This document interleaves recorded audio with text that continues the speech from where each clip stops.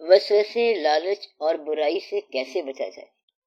پہلی بات تو یہ ہے کہ آپ سنگت بدلیں، دوست بدلیں، ساتھی بدلیں۔ آپ اپنے رشتہ دار تو نہیں بدل سکتے، مگر کم از کم اپنے دوست احباب بدل سکتے ہیں۔ اپنی نشست و برخاست بدلو، اس سے سارا واقعہ بدل جائے گا۔ پھر یہ کہ بیعت ضرور کرو اور اطاعت سیکھو، رضا سیکھو، پھر تزکیہ ہو جائے گا اور لالچ نکل جائے گی۔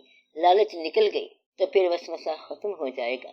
وسوسہ عام طور پر لالچ کے ذریعے ہوتا ہے، مثلا یہ خیال کہ جو دولت ہم کما رہے ہیں یہ ضائع نہ ہو جائے اور جو حاصل کرنا چاہتے ہیں وہ رہ نہ جائے۔ شیطان آپ کے دل میں وسوسہ ڈالتا ہے، انسان بھی ڈال سکتا ہے۔ یوسوس فی صدور الناس من الجنۃ والناس، تو یہ جن ہو سکتے ہیں، ایسے انسان ہو سکتے ہیں جو آپ کے دل میں وسوسہ ڈالیں۔ وسوسہ جو ہے یہ بے یقینی سے ہوتا ہے، وسوسہ لالچ سے ہوتا ہے، وسوسہ غلط دوست سے ہوتا ہے، اور وسوسہ آخرت پر ایمان نہ ہونے سے ہوتا ہے۔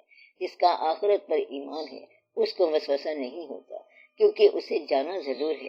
یہ جو لکڑی اکٹھی ہو رہی ہے اس کو آگ ضرور لگے گی۔ وسوسہ کیا ہے؟ لکڑی ہے تو جلے گی ضرور، جو آیا ہے اس نے جانا ضرور ہے۔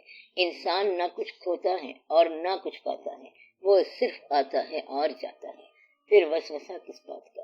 نہ ہم نے کچھ چھوڑنا ہے اور نہ ہم نے کچھ لے کے جانا ہے، پھر وسوسہ کیسا؟ کچھ ساتھ لے جانے کی تمنا چھوڑ دو تو وسوسہ ختم ہو جائے گا۔ ماں باپ زندہ ہوں تو ان کی اطاعت کرو، وسوسہ نہیں رہے گا۔ وسوسہ ہوتا ہے خفیہ خزانہ جس کے لٹنے کا اندیشہ ہو۔ ایک کہانی سنو۔ ایک شخص اندھا تھا اور اس کا خیال تھا کہ وہ دور کی چیزیں دیکھ رہا ہے۔ عام طور پر دوربینی کا اعلان بھی اندھے پن کا اعلان ہے۔ بے شمار لوگ کرامتوں کا اعلان کرتے رہتے ہیں کہ ہم دیکھ رہے ہیں، سامنے لکھا ہوا ہے۔ دوسرا آدمی تھا بہرا، کانوں سے سنتا نہیں تھا۔ وہ یہ کہتا تھا کہ مجھے آواز آ رہی ہے، کئی آوازیں آ رہی ہیں۔ تو یہ بہرے آدمی کی بات ہے جو دور سے سنتا تھا۔ تیسرا آدمی لباس سے محروم تھا، اس نے چیتڑے پہنے ہوئے تھے، وہ وسوسے والا آدمی تھا۔ اس کا خیال تھا کہ لوگ اصل میں میری پوشاک کے پیچھے پڑے ہوئے ہیں۔ اس کا وسوسہ کیا تھا؟ پوشاک کو بچانا، ظاہری پوشاک، باطنی پوشاک، گھر کے اندر پیسہ، پیسے کے اندر گھر، دولت، مال وغیرہ وغیرہ۔ تو اس کا یہ خیال تھا کہ ہمیں لوگ لوٹنا چاہتے ہیں۔ ہر دنیا دار یہ سمجھتا ہے کہ لوگ اسے غریب کرنا چاہتے ہیں، حالانکہ ہر دنیا دار غریب ہی ہوتا ہے۔ جو آنے والا ہے وہ ٹھہر سکتا نہیں، موت سے بچ سکتا نہیں۔ موت سے جب بچ نہیں سکتے تو اب دولت کیا کام آئے گی؟ دولت رہ جائے گی مگر سانس اندر سے ختم ہو جائے گی۔ بیٹھے بیٹھے بینائی کم ہو جاتی ہے اور اینک لگ جاتی ہے، یادداشت کمزور ہو جاتی ہے، دوست کا نام بھی بھول جاتا ہے، قوت کم ہو جاتی ہے، سماعت کمزور ہو جاتی ہے، بس ہر شے کمزور ہو جاتی ہے۔ اور انسان سمجھتا یہ ہے کہ لوگ مجھے کمزور کرنا چاہتے ہیں۔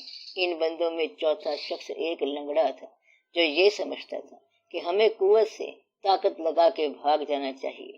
تو یہ ہیں دنیا داروں کی چار قسمیں جو اپنے آپ کو اپنے اصل کے علاوہ سمجھتے ہیں۔ جو لنگڑا ہے اس کے لیے اللہ نے کہا ہے کہ اے انسانوں اور جنوں کے گروہ، تم زمین اور آسمان کے حصار سے نکل جاؤ۔ اگر نکلنا چاہتے ہو تو نکل کے دیکھو، نہیں نکل سکتے جب تک حکم نہ دیں، ہم طاقت نہ دیں۔ تو ہر آدمی لنگڑا ہے اور وہ یہ سمجھتا ہے کہ میں نکل جاؤں گا حالات کے دائرے سے، مگر وہ نہیں نکل سکتا۔ کوئی نہ کوئی مجبوری اسے آ کے پکڑ لے گی، کوئی حالات پکڑ لیں گے۔ مثلا آپ صحیح ہوں گے مگر کوئی دوست محبوب فوت ہو جائے گا تو وہ کہے گا کہ یہ غم کدھر سے آ گیا۔ ایسا غم چٹھی بن کے آئے گا، تار بن کے آئے گا، تو یا تو باپ بیٹے کی لاش پہ جائے گا یا پھر بیٹا باپ کی میت اٹھائے گا۔ کچھ نہ کچھ تو ہوگا، آج نہیں تو 50 سال کے بعد ہی۔ یونان کی ایک دیوی تھی، بڑی مشہور تھی، وہ ہمیشہ جوان رہنے والی۔ اس کو دنیا کے اندر رہنے والا ایک خوبصورت مرد پسند آ گیا۔ وہ اپنے دیوتاؤں کے پاس گئی کہ مجھے یہ بندہ پسند آ گیا ہے، اس کو بھی دیوتا بنا دو۔ انہوں نے کہا یہ تو انسان ہے، انسانوں کو ہم دیوتا نہیں بنا سکتے، ہم لوگ اور مخلوق ہیں اور یہ اور مخلوق ہے۔ اس نے کہا پھر ایسا بناؤ کہ اس کو موت نہ آئے۔ دیوی نے جب دیوتاؤں کے سردار سے ریکویسٹ کی کہ اسے لائف دے دی جائے تو اس نے لائف دے دی۔ پھر ان کی شادی ہو گئی۔ 20-30 سال کے بعد اس انسان کی جوریاں نکلنی شروع ہو گئی، بڑھاپا شروع ہو گیا، ہڈیاں اور گوشت علیحدہ علیحدہ ہونا شروع ہو گئے۔ 50 سال کے بعد تو اس کا بالکل ہی برا حال ہو گیا۔ وہ مر تو نہیں سکتا تھا، مگر اب اس کی شکل بھی پہچانی نہیں جاتی تھی۔ اس آدمی نے چیخو پکار شروع کر دی کہ اے دیوی، تیرا حسن تجھے مبارک، میری جان خلاصی کر۔ یعنی کہ وہ زندہ نہیں رہنا چاہتا تھا۔ اگر غریبی ہو، بڑھاپا ہو، کمزوری ہو، بیماری ہو اور طویل عمر ہو تو یہ عذاب ہے، تو اس کا نام عذاب ہے کہ غریبی ہے، بیماری ہے، بڑھاپا ہے اور دنیا میں اس کا کوئی محرم نہیں ہے۔ اسی طرح ایک اور کہانی ہے۔ ایک بادشاہ نے ایک نجومی کو اپنا ہاتھ دکھایا کہ بتاؤ ہمارے ہاتھ میں کیا لکھا ہوا ہے۔ اس نے کہا آپ کے سامنے آپ کی اولاد مرے گی۔ بادشاہ نے کہا یہ کیسا نجومی ہے؟ پھر اسے جیل میں ڈال دیا۔ پھر اعلان کرا دیا کہ ہے کوئی بہتر نجومی؟ ایک نجومی آ گیا۔ بادشاہ نے اس سے پوچھا بتاؤ کیا لکھا ہوا ہے؟ اس نے کہا جناب کا اقبال بلند ہو، سلامتی ہو، مبارکیں ہوں، آپ اپنی اولاد سے زیادہ عمر پائیں گے۔ بادشاہ بہت خوش ہوا اور کہنے لگا کہ بتا تیری کیا خواہش پوری کی جائے۔ نجومی نے کہا میرے استاد کو رہا کر دیں۔ بادشاہ نے کہا وہ کیسے؟ نجومی کہنے لگا جسے آپ نے سزا دی ہے وہ میرا استاد ہے، اس نے بھی وہی کہا ہے جو میں نے کہا ہے۔ اس نے ذرا صاف کہہ دیا ہے کہ آپ کی اولاد پہلے مرے گی اور میں نے یہ کہا ہے کہ آپ اولاد سے زیادہ عمر پائیں گے۔ بات تو ایک ہی ہے، تو بات کہنے کا ایک طریقہ ہوتا ہے۔ تو وہ جو میں نے 4 آدمی بتائے ہیں وہ بستی میں بیٹھے ہوئے ایک دن غور کر رہے تھے۔ اندھے نے کہا دیکھو بات یہ ہے کہ میں دیکھ رہا ہوں کہ دشمن ہماری بستی پر حملہ کرنے والا ہے۔ تو اندھے کو کیا ہوا؟ اندیشہ۔ بہرے نے کہا بات یہ ہے کہ میں بھی ان کے گھوڑوں کی آواز سن رہا ہوں، دشمن واقعی آ رہا ہے۔ وہ جو لباس سے محروم بندہ تھا اس نے کہا کہ وہ لوگ بڑا لباس چرانے آ رہے ہیں۔ لنگڑے نے کہا سوچتے کیا ہو بھاگ چلیں۔ تو کہانی یہ ہے کہ کوئی بھاگ نہیں سکتا اور جو بھاگنے کی دعوت دے رہا ہے وہ لنگڑا ہے۔ یہ دنیا وہ ہے جس سے آپ اندیشہ نکال نہیں سکتے۔ ایمان جوں جوں قوی ہوگا اندیشہ نکل جائے گا۔ اندیشے کو ذکر جلاتا ہے اور ایمان جلاتا ہے۔ اللہ کا ذکر قوی ہو جائے، حق کا ذکر قوی ہو جائے اور ایمان قوی ہو جائے تو پھر اندیشہ ختم ہو جاتا ہے۔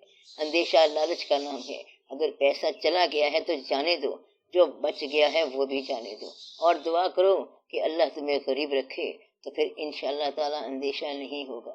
آپ نے امیر ہونے کی جو دعائیں مانگی ہیں وہ تو پوری نہیں ہوئی۔ اب دعا کرو کہ یا اللہ ہمیں غریب ہی کر دے۔ اگر آمین بولو تو مسئلہ حل ہو جائے گا۔ آمین یا رب العالمین۔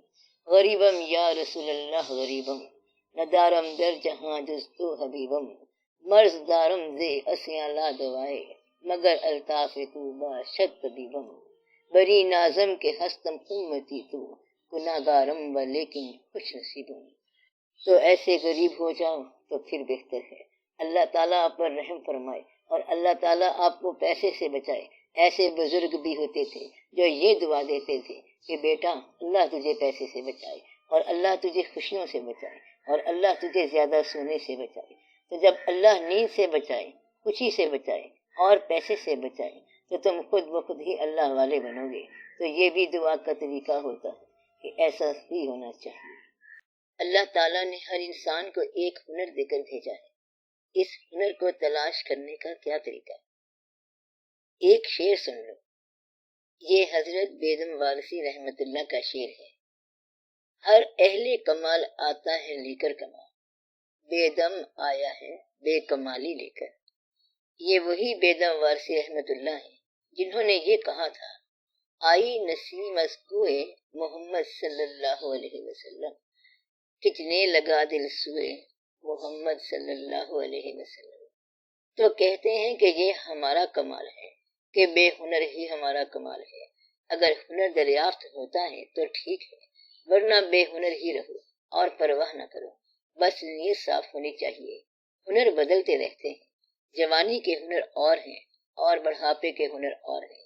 نیت کا راستہ، ڈائریکشن اور رخ ٹھیک ہونا چاہیے۔ انسان میں اطاعت کا ہنر ہونا چاہیے۔ کس کی اطاعت؟ اللہ کی۔ اور اگر اللہ کی سمجھ نہیں آتی تو ماں باپ کی اطاعت کرو۔ یہ تو سمجھ آتی ہے نا؟ جب ماں باپ زندہ ہوں اور آپ نے ان کی اطاعت نہ کی تو پھر ان کی قبروں پر چراغ جلایا تو کیا جلایا؟ اس لیے اب ماں باپ کی اطاعت کر لو، یہ بیسٹ بات ہے۔